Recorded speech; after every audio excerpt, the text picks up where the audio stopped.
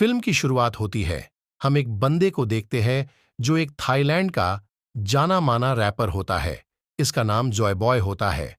वह फोन पे किसी से मदद की गुहार मांगता है और अपना नाम भी बताता है, लेकिन सामने वाली लड़की को मजाक लगता है और वह फोन काट देती है। फिर हमें इसका पास्ट दिखाया जाता है। ये एक जगह पे कॉन्सर्ट कर रहे होते हैं, तभी जोम्बी जैसे दिखने वाले लोग इन पे हमला कर देते हैं और यह सब वहां से भाग जाते हैं। सुबह होती है, तभी जाए को एक और पार्टी मए गाने के लिए इनविटेशन आता है, लेकिन वह सब माना कर देते हैं। तभी वह पार्टी ऑनर उन्हें बोलता है कि यह पे सुंदर सुंदर लड़कियां भी होंगी। यह सुनते ही यह रंडवों की टोली वहां पहुंच जाती है। फिर वह ब्लॉग बनाते हैं। तभी वहां पे कुछ जाय के फैंस मिलते हैं। वह उनसे कुछ फोटो खिंचवाता है। फिर वह मछली पकड़ने के लिए कुछ सामान लेता है। तभी उसका एक दोस्त उसे एक फोटो दिखाता है जो कि एक जलपरी का होता है। जॉय उस फोटो को यह बोल के फेंक देता है कि यह फेक है।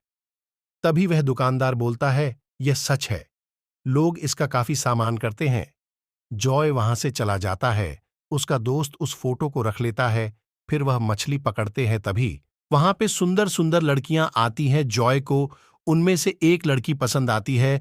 वह उससे उसका नाम पूछता है, लेकिन वह लड़की उसे झांट भर का रिस्पॉन्स नहीं देती। तभी वहां पे पार्टी का ऑनर आता है और वह उस लड़की का नाम बताता है। इस लड़की को हम माया बोलेंगे। फिर सब एक बोट पर पार्टी करते हैं। जॉय माया को अपनी टोपी देता है क्योंकि उसे धूप लग रही थी। फिर जॉय धूप सेकते सेकते सो जाता है। तभी उसके पास एक सुंदर सी जलपरी आती है। जॉय उसके सामने जाता है। तभी वह जलपरी उस पर हमला कर देती है। फिर जॉय की आंख खुलती है तो वह बोलता है, अच्छा, ये सपना था क्या? थोड़ी देर बाद बोट वाला उन्हें एक बीच पर जाने को बोलता है क्योंकि वहां का व्यू बहुत सुंदर होता है।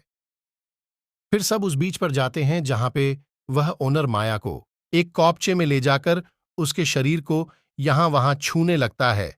जॉय ये देख लेता है और ऑनर को बोलता है, तुम्हारी वाइफ ने फोन किया है। यह सुनते ही ऑनर वहां से डरते डरते भागता है। फिर जॉय माया के साथ बैठकर गापे लड़ता है, उससे फ्लर्ट करता है माया को। जॉय का बिहेवियर अच्छा लगता है और दोनों एक दूसरे को किस करते हैं। तभी बहुत सी जोम्बी उन पे अटैक कर देते हैं। जॉय माया को नहीं बचा सका और वह अपने बचे कूचे दोस्तों को लेके वहां से चला जाता है। और जैसे ही बारिश बंद होती है, वह जोम्बी फिर से पानी में चले जाते हैं। जॉय जो अपने दोस्तों को लेके जंगल के अंदर ले जाता है, जहां पे उन पे कुछ आदिवासी हमला करते हैं, जिसमें कैमरामैन की मौके पर ही मौत हो जाती है और एक टकले के हाथ मई जहर दे के उसका हाथ सुन कर देते हैं। और उनके एक साथी का जोम्बियों ने पैर काट दिया होता है। वह आदिवासियों से छुप रहे होते हैं।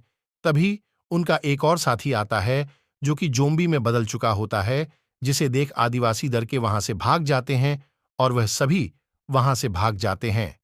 दूसरी तरफ कुछ आदिवासी एक लड़की को मारकर उसे एक जोम्बी को खिलाते हैं। ये जोम्बी यहाँ के रानी का बाप हुआ करता था। तभी वहां पे वही लोग आते हैं जो जॉय और उसके दोस्तों को पकड़ रहे थे। वो रानी को बोलते हैं कि हम उन लोगों को नहीं पकड़ पाए। तभी रानी लावफादार उसे तमाचा मारकर बेहोश कर देता है और जॉय की टीम को फिर से पकड़ने का आदेश देता है। जॉय की टीम बोट के पास जाते हैं, लेकिन बोट पूरी तरह जल चुकी होती है। फिर रात होती है। जॉय और उसकी टीम आराम कर रही होती है। तभी उन्हें महसूस होता है कि वे आदिवासी फिर से उनका पीछा कर रहे हैं, जिससे वह सतर्क हो जाते हैं और छिप जाते हैं। 2-3 दिन हो जाती है और न्यूज मीडिया भी जॉय और उसकी टीम की कोई अपडेट ना होने पर इसकी चर्चा करती है। दूसरी तरफ जॉय का एक दोस्त जो जोम्बी बन चुका होता है और वह एक कीचड़ में लोट-पोट करता है। यह देख उन्हें पता चलता है कि यह जितने भी जोम्बी है वह पानी वाले जोम्बी है। फिर वह अपने दोस्त को एक गड्ढे गिरा देते हैं जिसमें काफी पानी होता है और वह किसी को नुकसान भी नहीं पहुंचाएगा। फिर सभी कैमरा मैं उनके साथ हो रहे घटना को बताते हैं, उसे रिकॉर्ड करते हैं।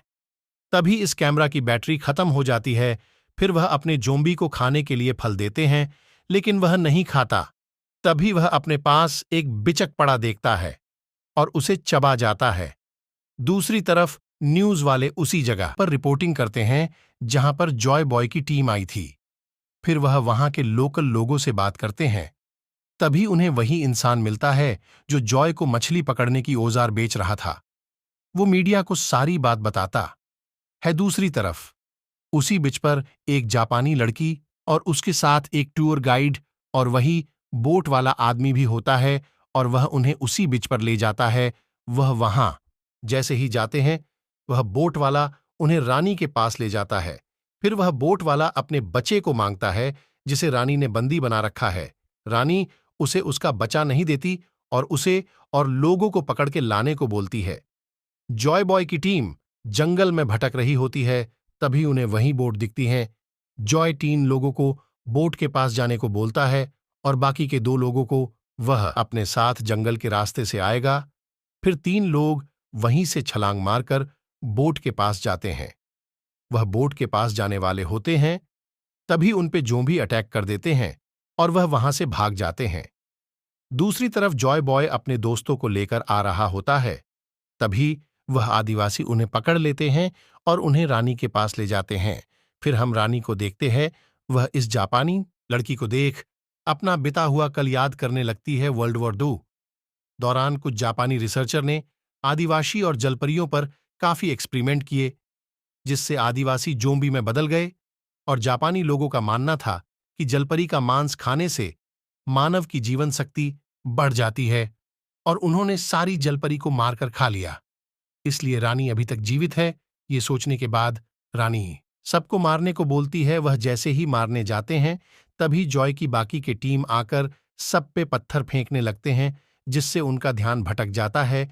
जॉय भी अन पे हमला करके वहां से सभी को ले भागता है और जो पत्थर मार रहे थे वो भी वहां से भाग जाते हैं। बहुत दूर आ जाने के बाद वह टूर गाइड जॉय को पहचान जाता और बोलता है, तुम यहां कैसे आए? फिर जॉय उसे सारी बात बताता है। फिर वह उनसे पूछता है, तुम यह कैसे आए? तो वो बोलते हैं कि हम बस यहां घूमने आए थे तो हमें बंदी बना लिया। दूसरी तरफ जॉय की दूसरी टीम जंगल में खो जाते हैं। उन्हें काफी भूख लगी होती है तो वह जंगली मशरूम खा लेते हैं, जिससे वह पागलों जैसा बर्ताव करते हैं और आपस में लड़कर बेहोश हो जाते हैं। तभी वही आदिवासी आकर उन्हें बंदी बना लेते हैं। उनके पास एक बच्चा भी होता है जो कि उस बोट वाले का बच्चा होता है। तभी वह बच्चा जोर जोर से अपने पापा को पुकारने लगता है, जिससे आदिवासी उसे मारने जाता है, लेकिन उन्हीं में से एक आगे आकर उसका वार अपने पर ले लेता है और वह मर जाता है। जॉय बॉय और वह टूर गाइड उस जापानी लड़की को नहाते हुए देखते हैं। तभी वह लड़की किसी चीज को देखकर चिल्लाती है, जिसे सुन वह टूर गाइड वहां से भाग जाता है। जॉय उस लड़की के पास जाता है। तभी वह बोट वाला बोलता है, डरो मत, ये मैं हूं। लेकिन जॉय उसकी नहीं सुनता, उसे मारने जाता है। तभी वह बोट वाला समझाता है, उन्होंने मेरे बच्चे को बंदी बना लिया है, इसलिए मुझे यह सब करना पड़ा। तभी वह टूर गाइड दौड़ते हुए आता है और उसे लात मारकर उसी गड्ढे में गिरा देता है जिसमें वह ज़ोंबी होता है। वह ज़ोंबी जैसे ही उसे मारने जाता है, तभी वह बोट वाला उसके आंखों में देखता है, जिससे वह रुक जाता है। जॉय जल्दी से उसे ऊपर लेटा है और उससे पूछता है, तुमने ये कैसे किया? बोट वाला बोलता है, रानी ने मुझे बोला था, अगर तुम इनके आंखों में आंखें डालकर देखोगे तो ये तुम्हारा कुछ नहीं कर पाएंगे। फिर जॉय उसे भी अपने साथ ले लेता है। थोड़ी देर बाद बहुत जोर की बारिश होती है।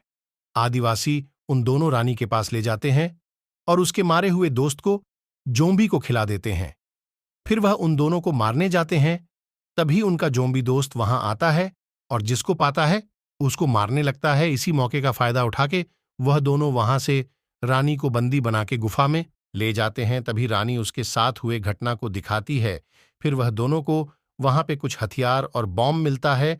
वह दोनों उन्हें और रानी को उठा के वहां से ले जाते हैं और जाते जाते उसके बाप को बम से उड़ा देते हैं। दूसरी तरफ जॉय बॉय को भी एक गुफा में काफी सारे हथियार और उन्हें एक जल परी भी मिलता है।